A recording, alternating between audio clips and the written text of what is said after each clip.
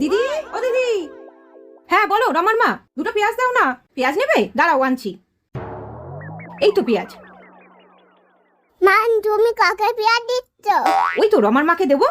আগের দিন আমাদের বাড়িতে টমেটো চুরি করতে এসেছিল, দিলে কিন্তু আমি বাবাকে বলে দেবো। দেখে নাও। দেবো না? বাবাকে বলে দিবি? ঠিক আছে, রেখে দিচ্ছি। রমার মা, পেঁয়াজ নেই গো, হবে না? আচ্ছা ঠিক আছে, যাই গিয়ে দেখি বাবা নাচে কিনা। মনটা খারাপ লাগছে, পেঁয়াজটা চাইলো দিলাম না।